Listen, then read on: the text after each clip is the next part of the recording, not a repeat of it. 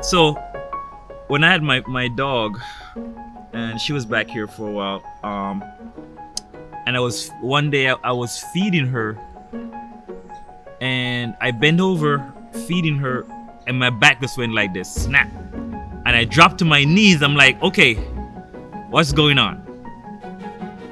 So my wife was like, go see the doctor, whatever. And I went to go see the doctor. They did a bone biopsy, which was very, very painful. They called me in to go see them. So they asked my wife to come with me and whatever. So I went to go see them, and they said, Mr. Stewart, we know what's going on with you, and this is what it is. And they told me it was multiple myeloma, immune deficiency cancer. It's not hereditary or anything like that. It's something that just happens. It helped me to get to the point where I needed to be, but at the same time I didn't want to be on that where every month, every 2 months I go to the doctor, they draw blood, they run tests, and I take medicine. I was still on the drugs for a little bit. It's a double-edged sword. This drug was a double-edged sword.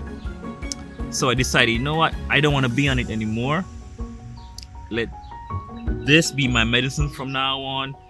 And slowly, I was to go to the doctor to do blood work just to see if what's going on. And so far, so good. I'm here. I started enjoying life a lot more. My mission is to just show people that there's a better way. They're saying you can lead the horse to water, but you can't force the horse to drink. So when I do make videos, because I try to make videos every day, I just show people what's going on in my life and what I'm doing, what I'm growing, and try to show them that gardening is easy. It is easy. It's no brainer. There's over 30 community gardens in Hartford that anybody can go sign up for. If you don't have a gardening space at your home and you grow your stuff, they give you the seeds, they give you the soil, and it's yours.